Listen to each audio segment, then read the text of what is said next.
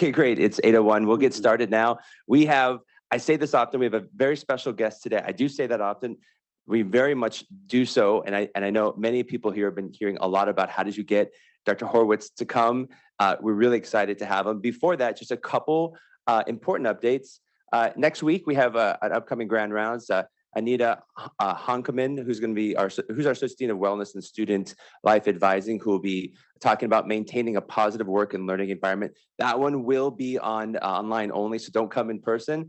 And then 2 weeks from now, we have our Medical Education Awards. We'll be back here, actually in Berg Hall upstairs in person, so see many of you in person then. Can we the next slide, please? As many of you know, this is the last Grand Rounds for Dr. Harrington, for Bob, our department chair. He's been weekly at Grand Rounds for 11 years, and there's so many things that are important to us, this being one of them. Bob, thank you very much. If anyone could join me in just saying thank you very much for everything you've done. I promise, I know you don't want to spend too much time and make a big deal about it. I do want to mention, first time in my career, I'm wearing the red socks in honor of you. We do, for a perk of coming in person, we have some free red socks that do say "We are wicked awesome" in the back, as well as honorary Red Sox Boston baseball cards of Bob. It was an amazing idea of Kathy to put those together. So they're in the back there for you. Thank you so much. So Bob is going to, as fitting as have such a distinguished and important guest with us today, Bob's going to close us out at the end, so we'll wait for you to say some words towards the end of Grand Round. So thank you so much. I will now turn over to Dr. Schulman. Kevin, thank you so much for helping organize this. People always ask me, how do we get such great presenters? I just tell them, I don't know. I know people who know people. And Dr. Schulman is a great example. He's really elevated Grand Rounds for many years, just himself. So he's going to introduce our speaker. Here you go. Great. Thanks, Errol. It's really a great pleasure to introduce Dr. Eric Horowitz as our speaker today. He's a graduate of the Stanford School of Medicine. He received his PhD degree also here at Stanford. Currently serves as the Chief Scientific Officer at Microsoft. We just learned he's been there for 31 years now, but he's not counting. He's a member of the President's Advisory Committee on Science and Technology, on the advisory boards of OECD, the Allen Institute for AI, and Stanford's Institute for Human-Centered AI. Amongst his other accomplishments, he's received the Feigenbaum Prize and the Alan Newell Prize for his fundamental contributions to science and the practice of AI, the Chi Academy Honor for the work at the intersection of AI and human-computer interaction. Truly a thought leader in this field. He's been toiling away in the salt mines for these many years, and now all of a sudden we recognize the importance of his work. So Eric, thank you so much for joining us today. Well, thank you. And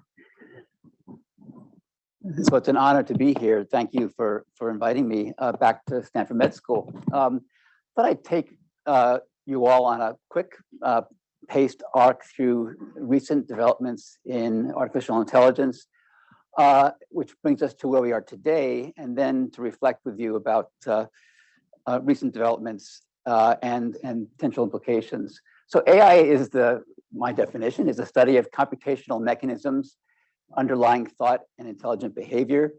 The founders of AI wrote in their original document, they were trying to find how to make machines solve kinds of problems now reserved for humans, back in 1955. Medicine has always provided a rich context for AI research. There's a fabulous foundational paper in Science in 1959 by Ledley and Lusted that really laid out the way we think about AI in medicine in terms of probabilities, decision theory, utility, that I think has been a framing memo, not just for medicine, but for artificial intelligence more generally. So the pillars of AI have been segmented. You can segment them into perception, learning, reasoning, and natural language. And over the last 20 years, there's been quite a dominance of the machine learning area. In fact, it comes to dominate and provide a foundation for the other long-term pursuits in AI. Now, we'll be talking about recent developments, and which are garnering quite a bit of excitement these days. I want to suggest that the medical community needs to keep their eyes on slower burn, longer term, 20-year histories of research and development and fielding of more what I might call conventional machine learning. For example, taking large amounts of EHR data and building predictive models for work that I did with Jenna Weens and others, predicting, for example, that a patient on the floor will become infected with C. difficile or MRSA or VRE within 48 hours with a sensitivity and specificity curve, or the patient not just discharged will be readmitted within 30 days with a true positive rate and a false positive rate. Using all kinds of data we can now funnel from the EHR. These systems can be, models can be used to build predictive models that, predictive systems that give us probabilities for each patient and little explanations, for example, they've been fielded in the past. And I feel like with today's excitement on large language models, which we'll come to in a few minutes, we might forget that we have other tools in the treasure trove of advances in AI. Those conventional models give us from data sets predictions, probability distributions over things, outcomes we care about. They also can be meshed with decision analyses to give us cost-benefit policies, for example. And with work I did with Mohsen Bayati here at Stanford Business School, we looked at the idea of taking specific illnesses like congestive heart failure, doing decision analyses, getting key parameters like the cost of readmission, cost of intervention, reduction of readmission rate with intervention, and then looking at what a machine learned model can do when it's immersed in a hospital system, running simulations to understand the value of that machine learned model to tell us the implications of using a policy from an AI system, for example, that if we can pay $800 for an intervention that will reduce specially identified patients' likelihood of being readmitted at 35% efficacy of working, keeping those patients out of the hospital, we can see a 30% readmission reduction and see a savings of 13.2%.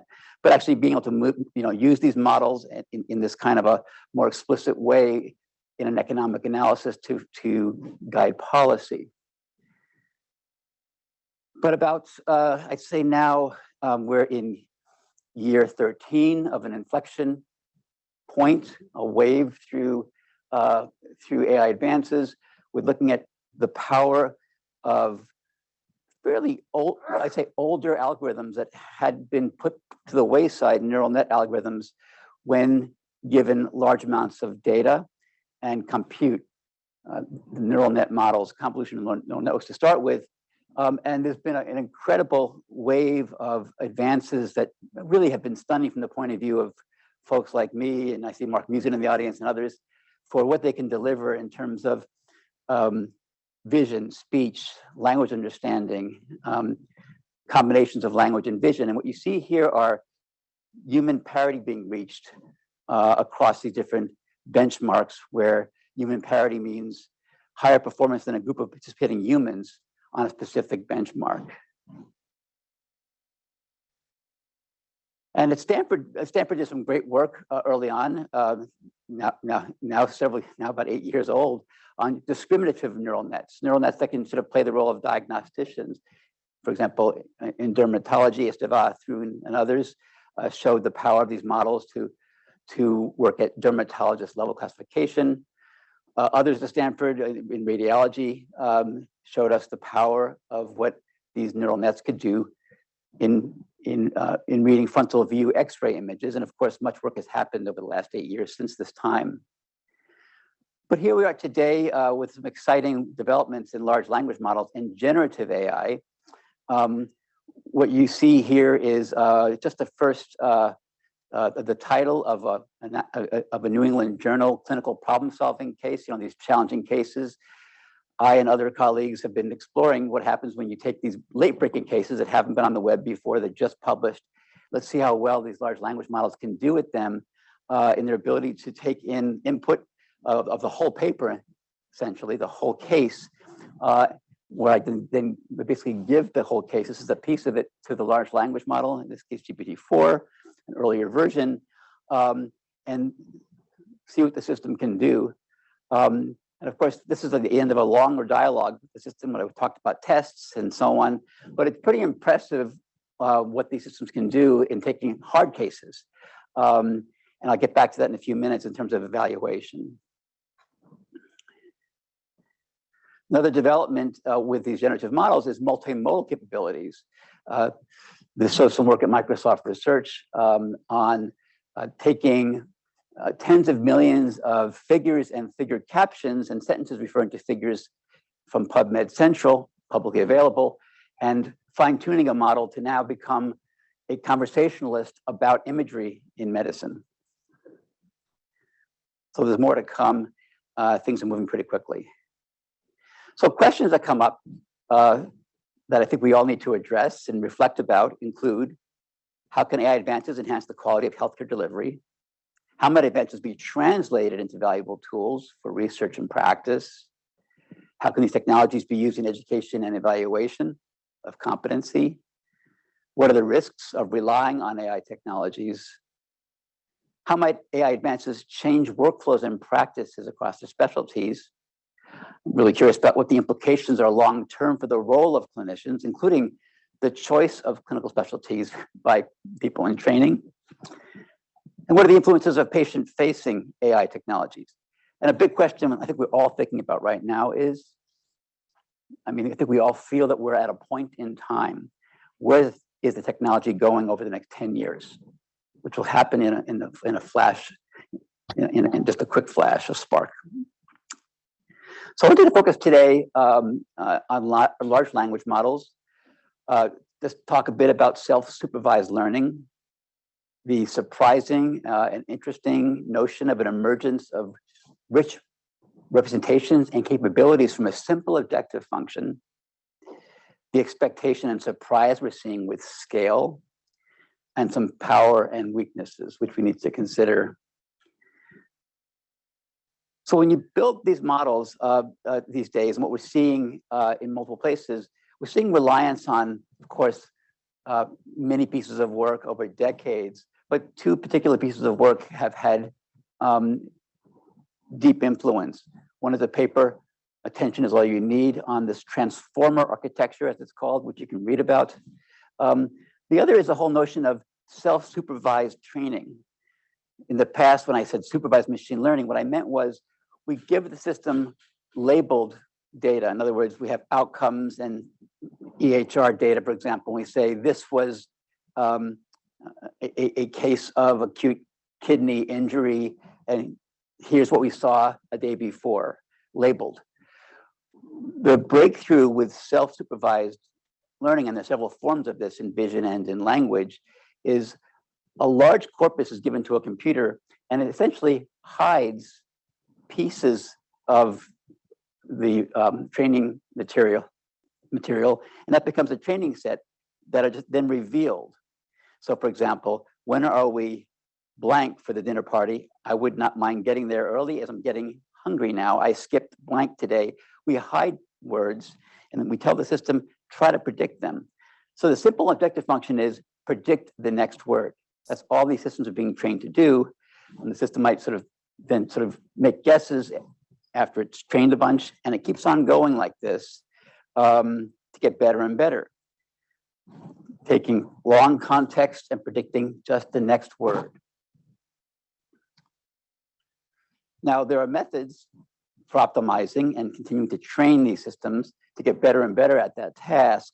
One is called gradient descent, in this notion, in a larger algorithm called backward propagation. And the idea is to keep on going and get better and better at this one task. And what's really interesting to me and to many others is that we're seeing the rise of rich representations internally, embeddings of concepts and of the world. And there's evidence that these systems are learning richness about the world in just trying to do this task. So I find that in some ways expected, but in other ways mind-blowing in terms of what these representations seem to be revealing to us. Now, Microsoft built GPT-4 at a special data center built exclusively for our collaboration with OpenAI, a little bit west of Des Moines, Iowa. The data center is one of the largest supercomputers in the world now, in the top 5.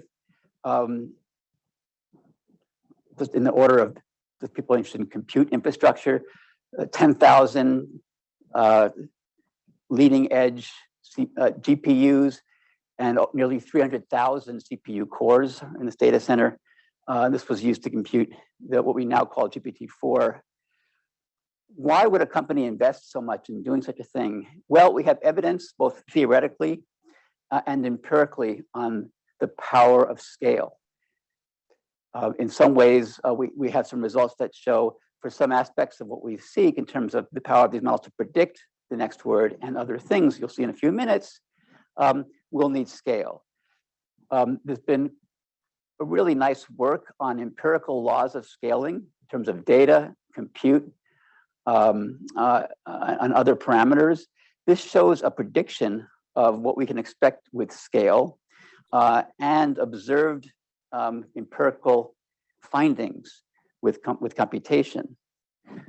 So when we were over here, we had good evidence as Microsoft that it would take what it would take to get here and what it would deliver in terms of predicting the next word. That's the loss function you see here. How well do we predict the next word? Now, while we know some of these more or less standard predictions like next word accuracy, we don't know other things about what these systems will do in terms of their emergent powers that are coming via some of the construction of those large, rich embeddings or representations. And there's also empirical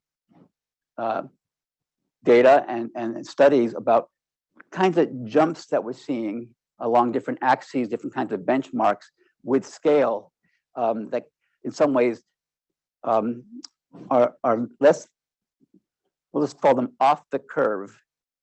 They're not necessarily aligning with the curves that tell us about what we can expect with predicting the next word, which is quite interesting. In August, my team, which includes the safety team at Microsoft, a team that oversees some of the efforts at studying these systems, especially when we see a disruptive technology for safety, trustworthiness, fairness, and so on. It's part of what we call the Ether Committee. Gained access to GPT-4 and started working with it. And beyond the core efforts to understand how the system's properties, capabilities aligned or could be aligned with Microsoft's principles around trustworthy AI, we started seeing very interesting powers and capabilities. I and colleagues assembled, we called a science team around early versions of GPT-4. And we captured some of our findings in a paper we called the Sparks paper. But our findings included some backing up to what I was experiencing and playing with GPT-4. Two concepts, two words came to mind.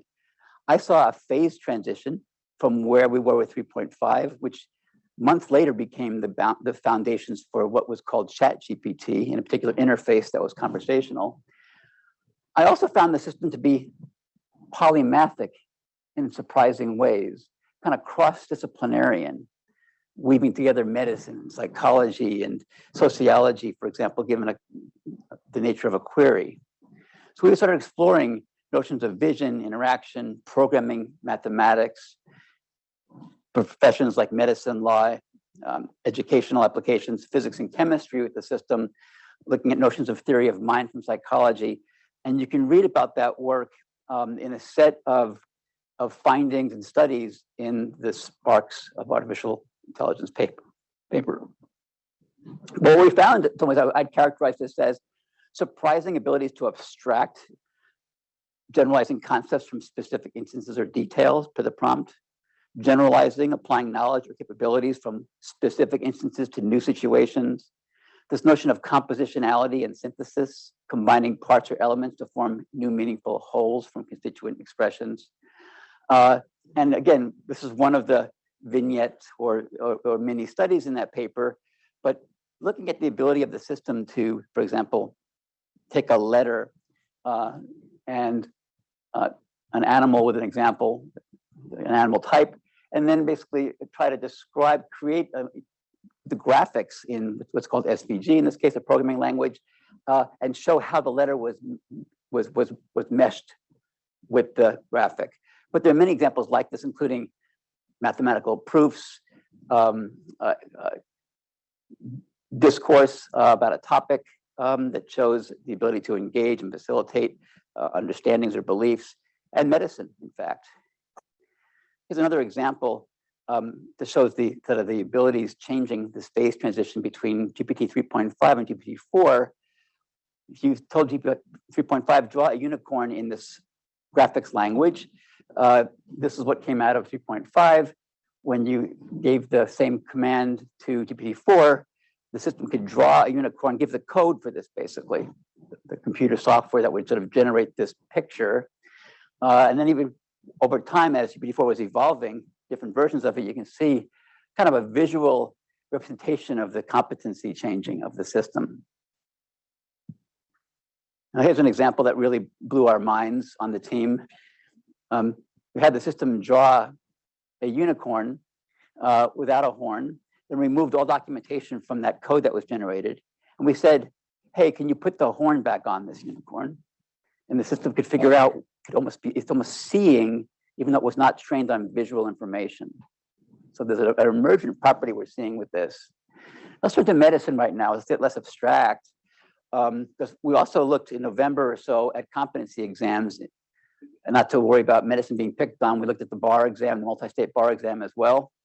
We're pretty stunned with the ability of the system. You can read about this study on an archive paper under review right now, but you see with very basic prompting, it's called 5-shot and 0-shot, how well the system could do on answering USMLE step 1, step 2, and step 3 questions.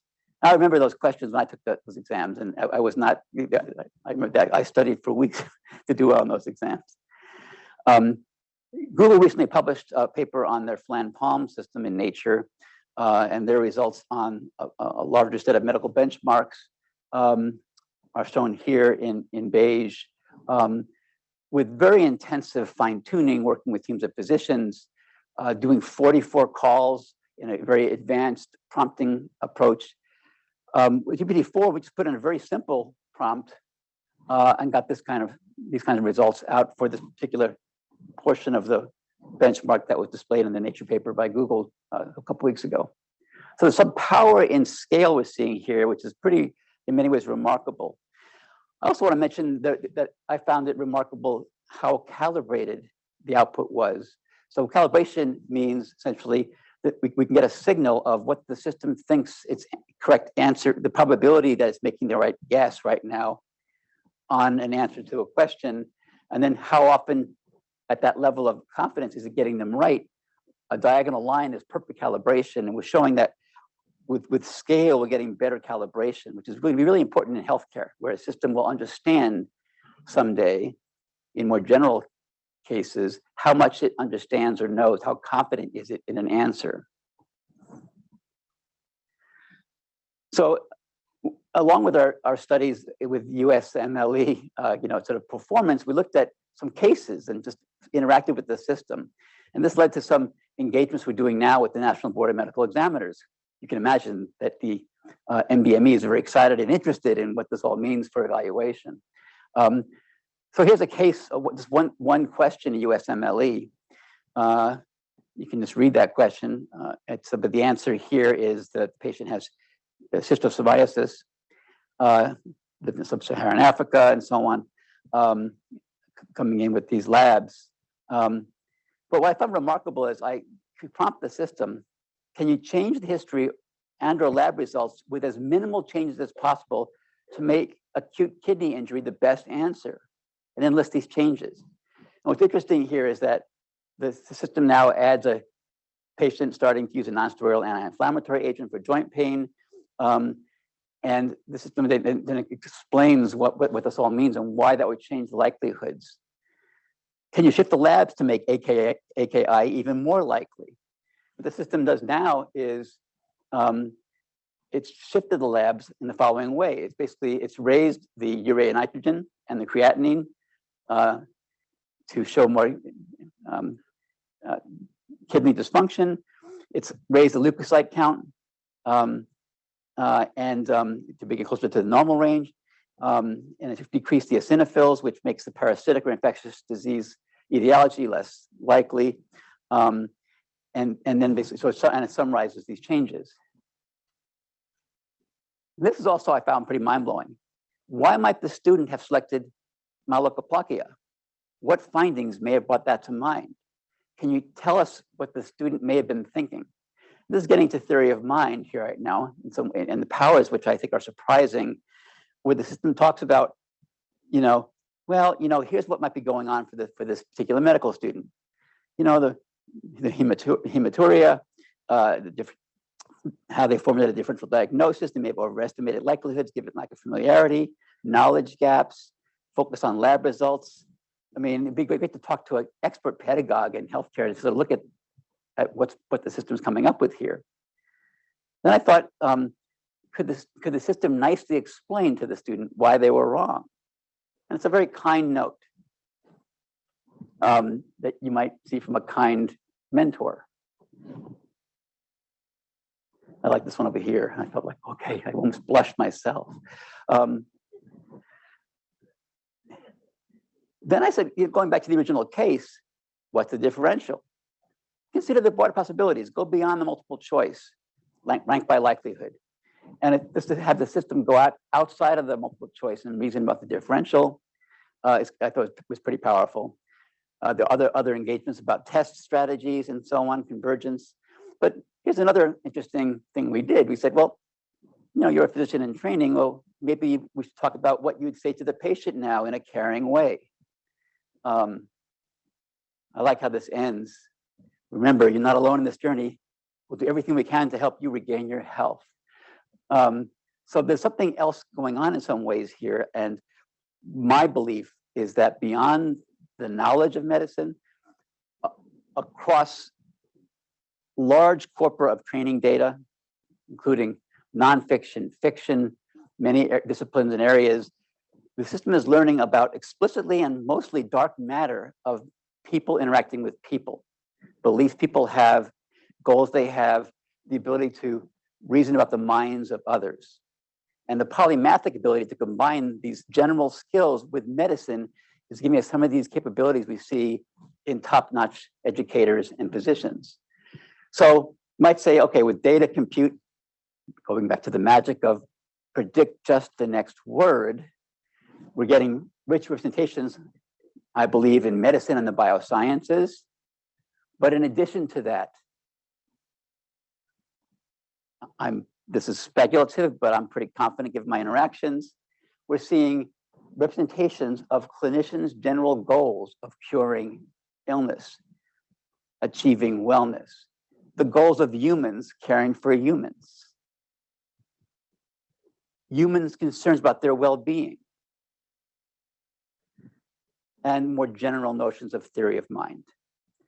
And this is a pretty powerful stack that's being encoded in these representations, I believe. Now, I and colleagues have been looking at medicine across a variety of application areas. Back in early February, I engaged a number of clinicians and bioscientists from Stanford, UCSF, Mass General. We gave them early access to GPT-4. We asked for workloads. I see someone in the audience here who is with us. And we spent a day together where people had access to the model, and we could talk about cases over at our Mountain View Center here. Very illuminating. We can, in Q&A today, have a chance to maybe to go through some of the examples. I'll just mention that one direction that everyone's talking about as a way to reduce load and maybe have more patient time is on administrative tasks. And there's a a video back from the Chat GPT 3.5 days that I'll just play here. A quick example of how we're using artificial intelligence and the new Chat GPT program to help with patient care and get things approved by insurance companies. But, you know, we all know that writing a letter is time consuming, so the programs will do it for you. Let me show you a quick example. Right here, I just tell in the text box of Chat GPT, write a letter to United Healthcare to get Cimzia approved for a pregnant patient with rheumatoid arthritis based on the crib and cradle study, include references.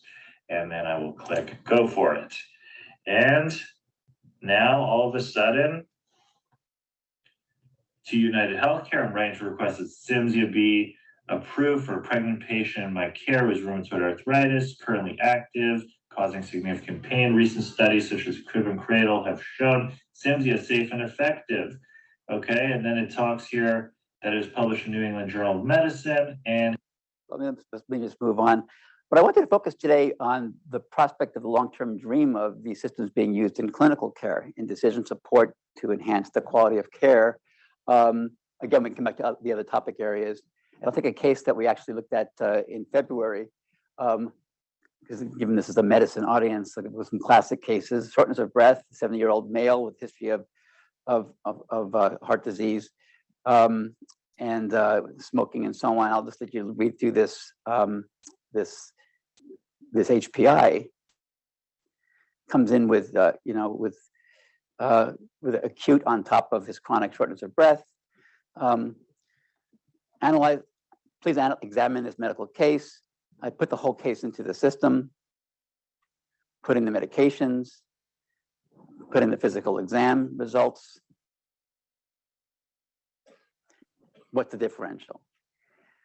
It's interesting to see how well these systems do or don't do on these cases of generating differentials, given all that data. You just take a scan at that in terms of the COPD exacerbation, some acute decompensated heart failure, pulmonary embolism, potentially pneumonia, perhaps. But it's kind of interesting as I can ask now the system, what are appropriate diagnostic tests and interventions? Again, this is the magic of predicting the next word, building rich internal representations. We can come back and posit any of these cases here, but this is part of the recommendations right now.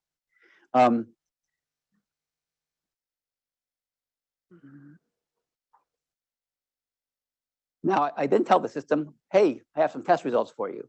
Thanks for recommending some of these studies. What's going on? Give me your impressions and plan. The system here is confirming acute pulmonary embolism. It's also worried about some findings that could show possible tumor superimposed on top of these previous potential conditions, as well as the acute condition, and then comes up with a plan here. And back to this ability of the system to talk about and think about patients, explain the situation to the patient. Now, in this case, the system actually generated a script that was kind of interesting, that even has the patient nodding in it.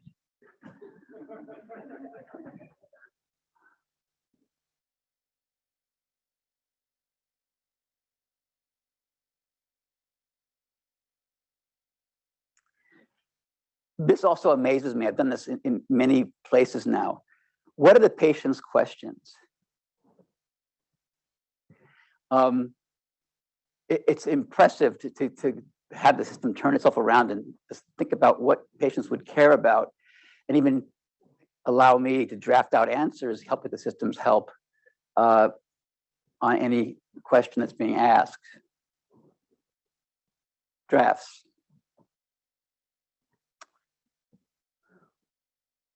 So I want to now do a little deeper dive in the next few minutes on an abdominal pain case. This particular case brings me right back to rotating through internal medicine at Stanford. An abdominal pain case. Patient presenting to the emergency room. It's a 71-year-old female patient with a 7 to 8 day history of abdominal pain, which has been persistent. And And you can read a little bit of the HPI here.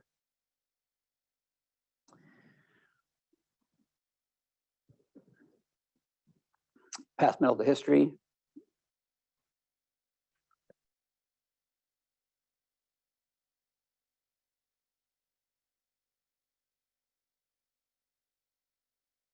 Exam, physical exam.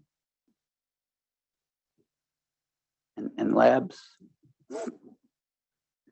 And she's had an EKG as well here.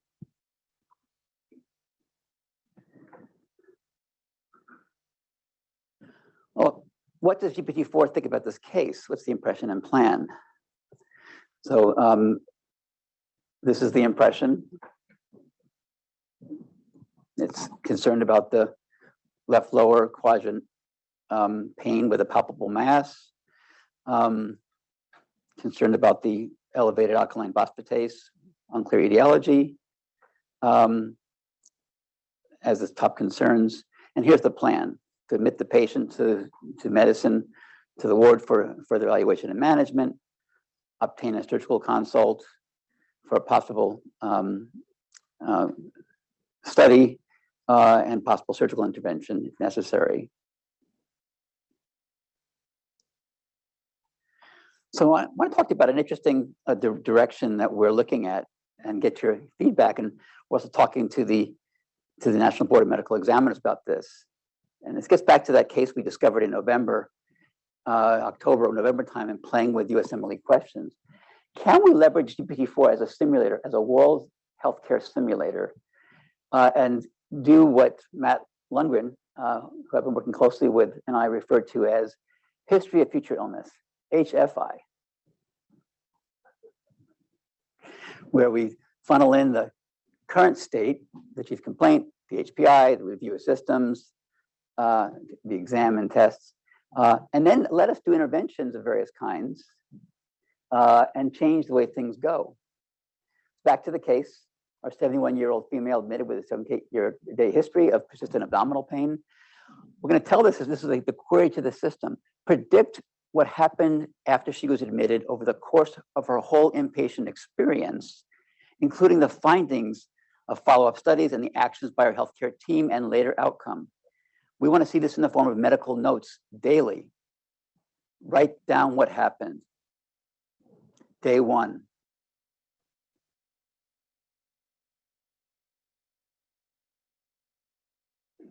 Things going pretty well. Day 2.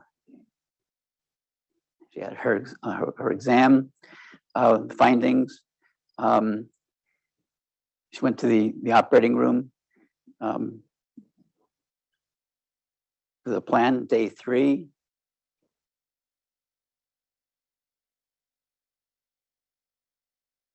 Day 4, all being generated by the system. And I put this in red here. Happy ending here on day 4. She's given a tentative discharge plan. Her JP drain and Foley catheter removed. She's given instructions about her ostomy, emotional support and reassurance. Now this I find really fun. So I shouldn't say fun because it's a patient and we're intervening even if it's a simulated patient here. I want to spike her fever and spike her white blood cell count on day 4. So I can go back in this, it's called the playground mode, where I have the whole case. And I'll go back in time now, and I'm going to spike the fever on day 4. And what happens here, we have a change in the assessment with that new information. We're calling in the infectious disease team, given that she has a fever now. On day 5, her fever persists. Her white blood count is rising. Her blood cultures in urine, blood and urine cultures are negative, but her wound culture shows E. coli and Enterococcus faecalis. There's no evidence of intra-abdominal abscess or fluid collection. So she's shifted over to vancomycin and piperacillin tazobactam for coverage of gram-positive and gram-negative bacteria. Day 6, fever is lowering, minimal drainage, afebrile by day 7, good spirits, and it goes on to be discharged.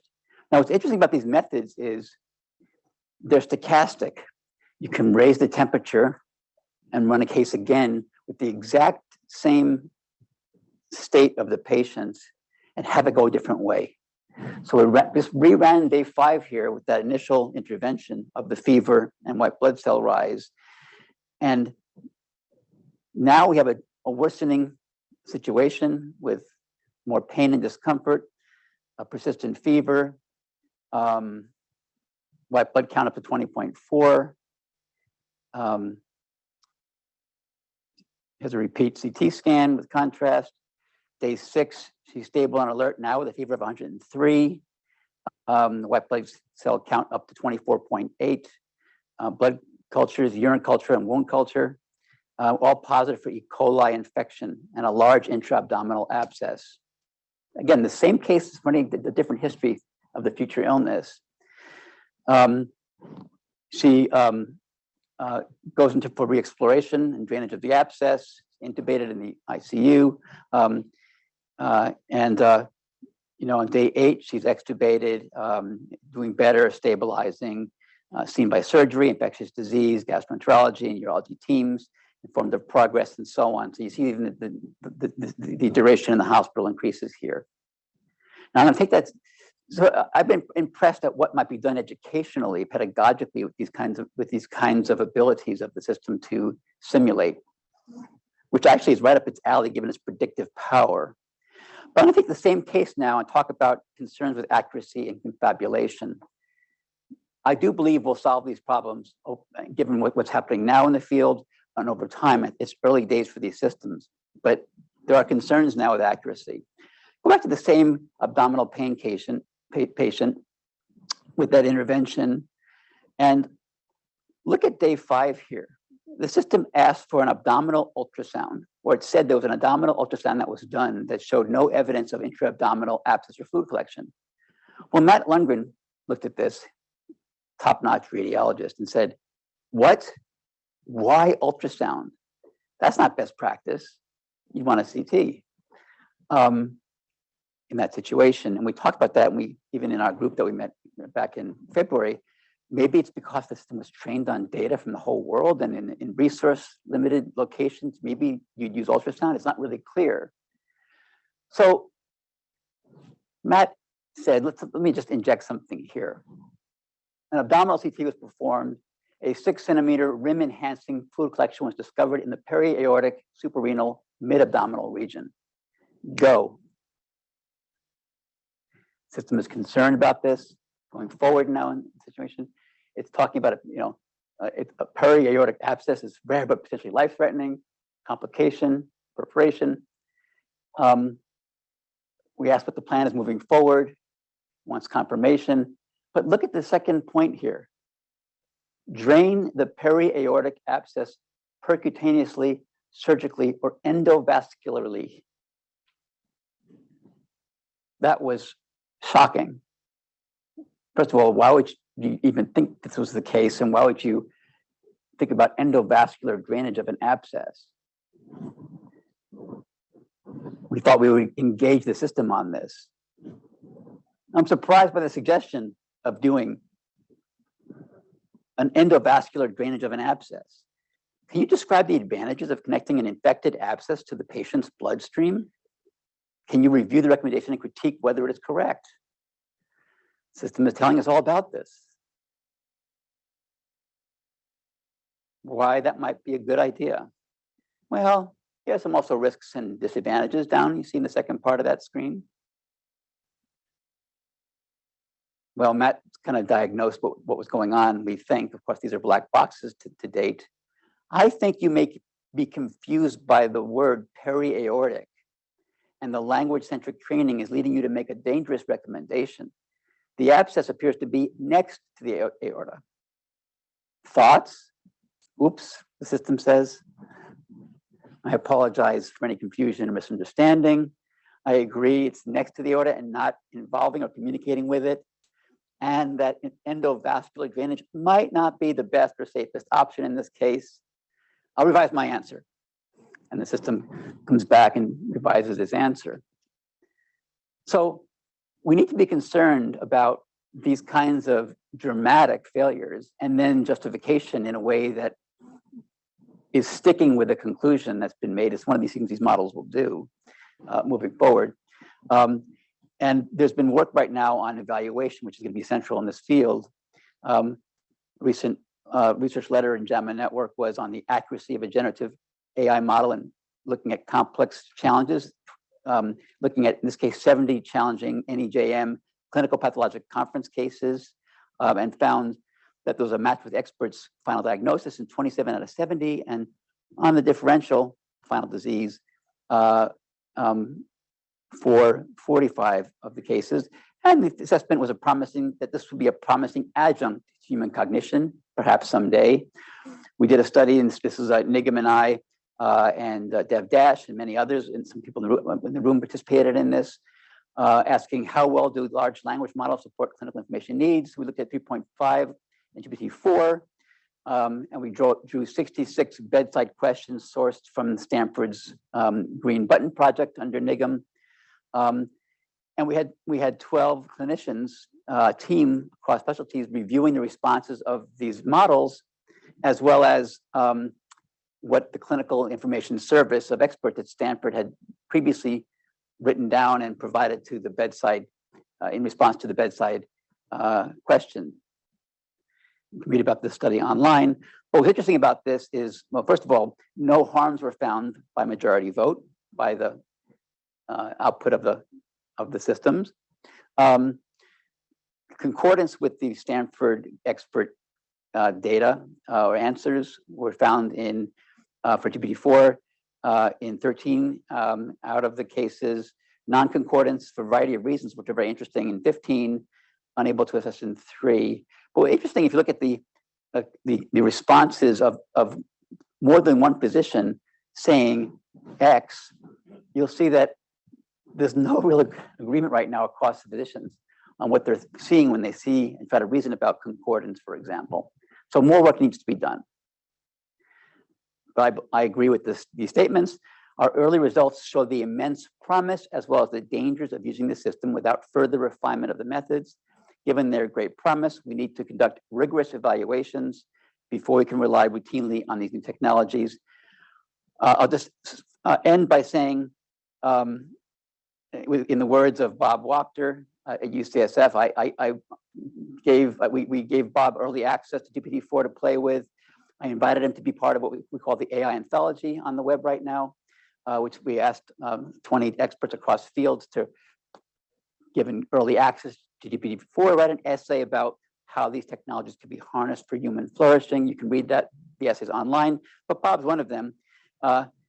His essay is entitled, "Will GPT-4 be the technology that finally transforms healthcare for the better?" And he asks the question, how can we ensure that physicians and other clinical personnel stay alert when the AI is correct 98% of the time? You saw an example of that just now. I mean, the system was beautiful until it went off the rails. He asked the question, will future versions of GPT-4 be the killer app that finally allows healthcare to deliver new levels of quality, safety, and equity, and improve patient and provider experiences? And will it generate efficiencies that allow our healthcare system to operate at a cost that doesn't bankrupt businesses, government, and patients? I believe the answer will be yes, but it exceeds the capacity of this particular human to predict whether these benefits will be seen in 2 years or 20. I fully agree with that last statement. I think we're closer to the 2 years than the 20 right now. So with that, we have some questions I'll put up here, but let's go to Q&A. I'm sticking with the 8:50 time for stopping for questions, and we have some other things going on today. So happy to have some discussion about anything you saw today in this talk. Taking you through an arc of where we've come and where we're going with some speculation, mostly optimism. Wow, fascinating. Thank you so much. Thank you so much, Eric. Yeah, well, it's a real wow. One of the things you talked about was scale and the scale that Microsoft and OpenAI has done and the infrastructure behind all this, which no one's really talking about. Are we going to have one of these models, or are we going to have 3 or 4? And who's going to have access to them? I would say just in the last 2 months, we're seeing impressive signs of working with these larger models as well as with smaller models to create really powerful artifacts. Like that Lava Med system was fine-tuned and made ready to be used in many ways, at least prototyped, with 1 day of compute. So I think that what the surprising finding is, while we have reason to believe that we'll see impressive powers coming from the large-scale models, including ease of use, grounding, theory of mind, some of these emergent capabilities with rich representations, we'll also see power with the smaller models. It's an ongoing debate and discussion right now. I was really excited to see that the Congress just lofted a bill to fund the National AI Research Resource. Actually, is an effort, an initiative that was grounded at Stanford HAI. So I think there'll be resources available and tools that help to democratize the methods more generally, even if the largest, biggest models are built on infrastructures that few can afford. Great. Questions? Yeah, Mark. Hey, Mark. Sure. In the 70s, when people started to have computer-based clinical decision support, there was all this flurry of concern. We need to change medical education and train medicals to deal with new technology. But we didn't. And then in the 80s, we had all these new imaging modalities. We had to suddenly train medical students to deal with these new technologies, and we still taught them the way Custer did. And then suddenly we have all this new stuff coming down the pipe.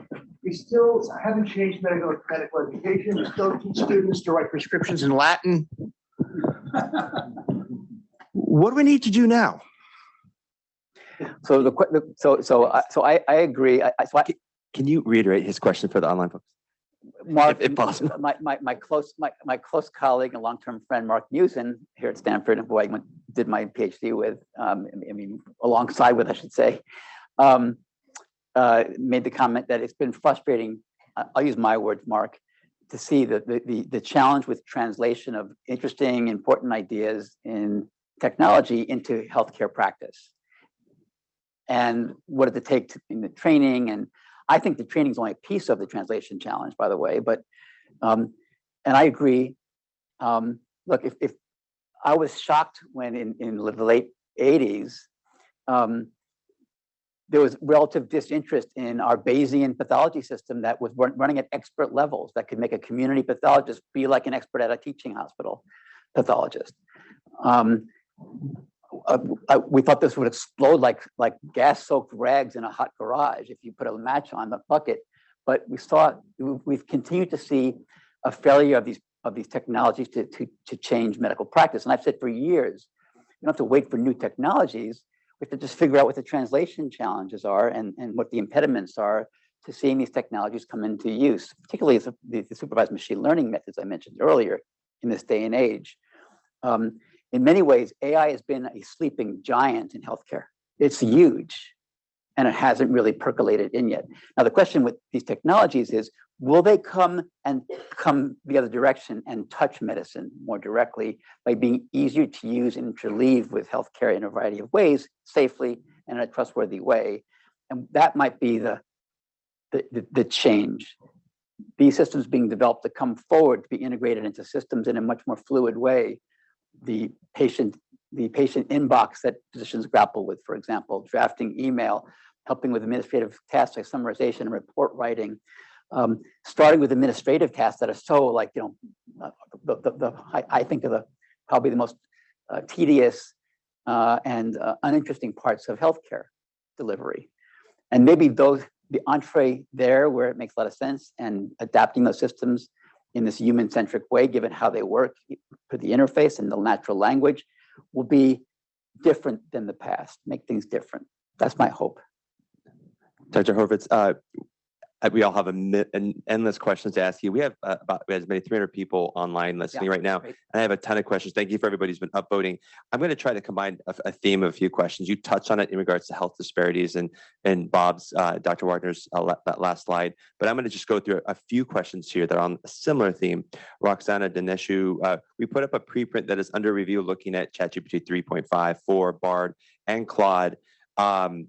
At the potential perpetuating race-based medicine, we found all models, including ChatGPT-4, gave concerning debunked answers around like differences in skin thickness, muscle mass, races. How can we ensure these models don't worsen health disparities? A few other questions. How the socioeconomic, environmental determinants of healthcare, are they being addressed? So similar to that. And Dr. Mendoza, he's talked about disparities in grand rounds with us before. How do you think AI will also adapt to the patient's racial, cultural issues and assessments? Yeah, those are fabulous questions and such important questions. Fairness is we call the area of study in aligning these systems to do what we want them to do. This whole area of fairness. Do they perform fairly across demographic, race and background and age, gender, and so on, appropriately? With the supervised machine learning, Microsoft and other organizations have tools now. One is called FairLearn that really help us to understand whether, for example, the readmission system or another predictive model, healthcare or beyond, are working in a fair manner, and they help you actually adjust the model to trade off, even at times trading off accuracy for fairness. When it came to our integrating in GPT-4 with Bing and other services, we have stringent practices at Microsoft and multi-month review processes and tuning processes with a whole work stream called fairness. There's one actually called hallucinations and one called manipulation and so on, with metrics, scoreboards and so on before we can ship a product. My comment there is it's going to take a lot of work. The large scale language models is a newer area for us in AI and in the larger field of AI ethics or responsible AI. I think it'll be easy to generate examples and to provide a useful service by publishing papers on findings about where these systems are falling down. We need to be alert to that in any real world use. But it's really interesting research as to how to figure out what these systems are learning and how to mitigate those challenges, as opposed to being, we're dead in the water, we can't use them. So I'm optimistic that with papers like what we're hearing about, that we'll have tools that can actually further healthcare goals without getting us into the morass of somehow amplifying existing disparities, in part sometimes because of the data these are being trained on, which come from the world that we might think can be a better world, not the world that is. I've been working closely with Lisa Cooper at Johns Hopkins on the PCAST committee that I serve on. I worked on a public health report with her, and we just are getting ready to publish a patient safety report. And disparity has been a central question in our minds, looking at sort of I'd say the broader sociologic issues there. And so there's always going to be a long-standing question, besides the technical balancing and tuning. How do we deal with long-standing disparities in healthcare, which is a multi-level challenging problem? But certainly we should ensure that these systems aren't amplifying those problems. Thank you. Do you want to do maybe one more in? Yeah, maybe Abraham, we'll give you the last question. Thank you so much for a fascinating discussion. I'm struck by the fact that much of the data is data coming from the hospital record, the labs. One very valuable source of data input would be a physical exam, a detailed physical exam by a skilled physician. I don't know, taking in every possible thing, their gait, their appearance, their fundi, their oral mucosa. If you actually could get all that data, I suspect the model would become much more refined. My question is there any way technology can help in what is clearly a dying practice And yet the human body is a valuable text. If we could really read that as fully as we can read the lab printouts, you would have another level of discernment and refinement in some of these predictions, I think. It's a really great question as to what of the dark matter of healthcare practice, which might be part of the light matter of actual human physicians, has not been part of the training corpus. PubMed articles, for example, the clinical literature, that if it was available to the system would make it even better at what it does, approaching even deeper insights of the form that human physicians have, because they're looking at much more than the distinctions you see in a structured note. Especially over time for a patient that revisits, that the physician becomes familiar with. There's two sides to the question, to the answer. One is, how do we figure out someday how to get more training data like that into these systems, or maybe post hoc fine-tune large models with that data, which can enhance them in that way. But secondly, in real time, we want to basically understand those findings when a patient comes into the office that might be hard to encode if you wanted to ground with an AI system and be at the same level. And might future perceptual models of the multimodal kind, there is a GPT multimodal version that does vision, for example, be useful. But for now, let's just say that I believe, and I'll end here, and I think it's a good way to end, human physicians will have skills, no doubt, that machines will never have, including the skills that you just mentioned. Therefore, I view them as forever being complementary tools helping with diagnosis, cognition, more generally, administrative tasks, and so on, making the lives more exciting and easier for physicians and making healthcare more cost-effective and more accurate, of higher quality. So I'll stop there. That definitely is a nice way to end. Before we fully end, I will invite Bob to come up and close us out. So first off, Eric, I want to thank you for, in many ways, this was the perfect last grand rounds for me here at Stanford, because it brings out what I would call the best of Stanford, which is the amazing things that all of you can do. So I just wanted to take a minute and thank all of you, the faculty, the staff, the trainees in the department, the friends and the alums of the department, for a great 11 years here at Stanford. I will look back at grand rounds like this and really say this was the best of really what can be done here. And to have it end with Abraham's question, which I think is perfect, which is how do we combine the human with the machine, is obviously something at Stanford that we also try to succeed at. You know, medical grand rounds is, I think, one of about a few things, two come quickly to mind, that really bind together a Department of Internal Medicine. We have all of these different areas, cancer, heart disease, GI, primary care, et cetera. And we all sort of go our own separate way in our lane, but medical grand rounds brings us back together.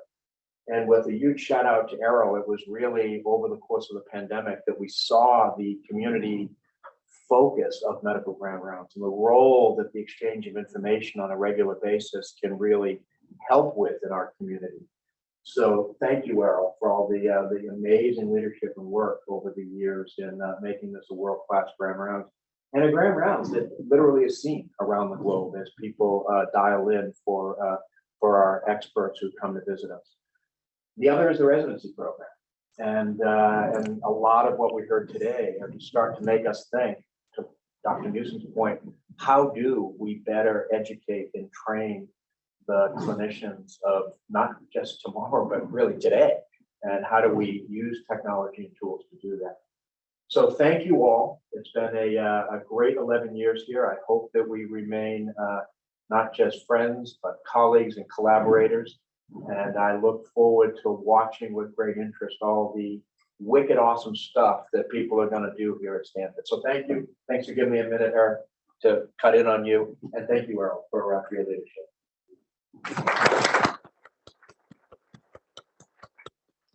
The preceding program is copyrighted by the Board of Trustees of the Leland Stanford Junior University. Please visit us at med.stanford.edu.